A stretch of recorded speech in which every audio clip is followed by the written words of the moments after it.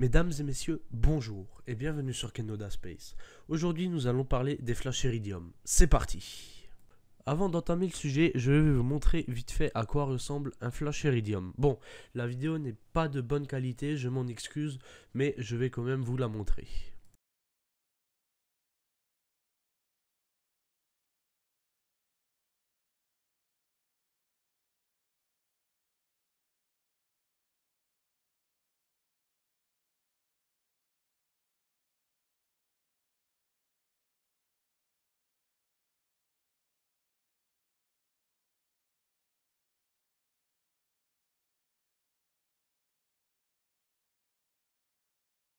Bon, alors pour ceux qui n'ont pas bien vu dans la vidéo, je vais vite fait vous montrer deux photos de flash Iridium et on se retrouve après.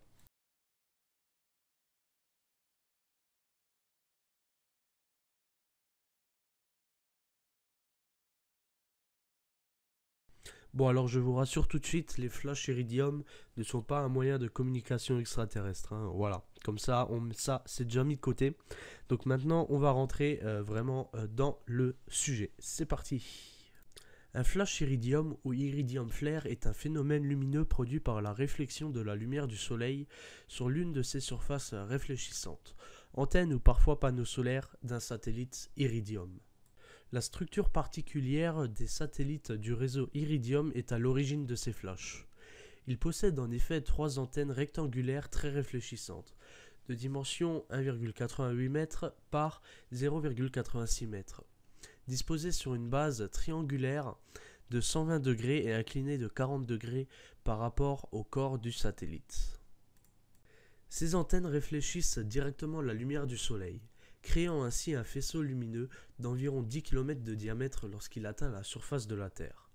Les flashs produits par la réflexion de la lumière de la Lune existent mais sont invisibles à l'œil nu. Un observateur peut alors percevoir un flash dans la direction du satellite, relativement bref et potentiellement très intense. L'éclat du satellite apparaît d'abord assez faible, pour augmenter progressivement jusqu'à un maximum d'intensité, puis diminuer jusqu'à être invisible. L'image du phénomène sur une photographie à pose longue et un fuseau lumineux du fait du déplacement rapide du satellite sur la voûte céleste. Les paramètres orbitaux des satellites étant parfaitement connus, il est possible de prédire avec précision à la fois l'heure et la luminosité d'un tel événement pour un point quelconque sur la surface de la Terre. Avec la passivation de la première génération de satellites Iridium, ces flashs devraient cesser fin 2018, début 2019, car les satellites Iridium Next n'auront pas cette propriété. Donc malheureusement, comme vous venez de le comprendre, ces flashs sont de plus en plus rares, tout simplement parce qu'on remplace ces satellites. Et vous allez me dire également, oui, mais tu parles du satellite Iridium, c'est bien beau, mais nous, on ne sait pas à quoi il ressemble. Et bien, la photo du satellite Iridium provoquant ces flashs va s'afficher tout de suite.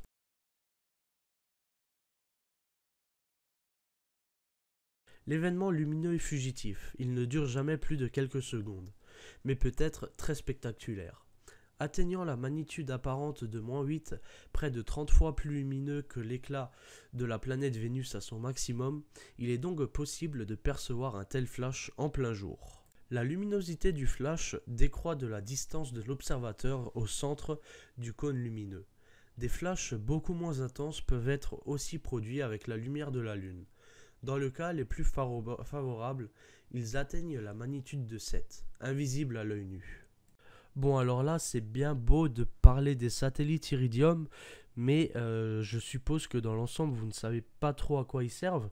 Donc, je vais un peu approfondir tout de suite au niveau des satellites pour vous donner à peu près quand ils ont été lancés et à quoi ils servent.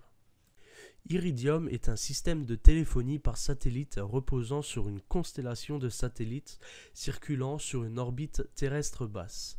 Ce système est conçu au début des années 1990 par des ingénieurs de la société américaine Motorola. Celle-ci crée Iridium en 1991 et lève les fonds permettant à la réalisation du réseau terrestre et du segment spatial qui comprend environ 90 satellites dont 66 actifs. Mais Iridium ne parvient pas à attirer suffisamment de clients et la société dépose son bilan en août 1999. La société est reprise en 2001 par un groupe d'investisseurs privés. En 2015, Iridium possède un peu plus de 800 000 abonnés et réalise un chiffre d'affaires d'environ 40 millions de dollars. La constellation de satellites d'origine est progressivement remplacée à partir de 2017 par les satellites Iridium Next. Iridium est le seul système de téléphonie par satellite assurant une couverture de l'ensemble du globe, y compris les latitudes hautes car les satellites circulent sur une orbite quasi polaire. Il permet de communiquer avec toute la Terre entre les terminaux mobiles, terrestres ou maritimes et des fournisseurs d'accès au réseau et de télécommunications terrestres. Des canaux de téléphonie et de données sont disponibles à partir de terminaux portables ou fixes. Les principaux utilisateurs sont les professionnels des secteurs maritimes, pétroliers, du transport aérien, employés des agences gouvernementales, dont les militaires, les chercheurs, les grands voyageurs, journalistes, navigateurs, organisateurs de rallyes ou d'expéditions et les militaires. Les lésions machine-to-machine présentent plus de la moitié des abonnés en 2015.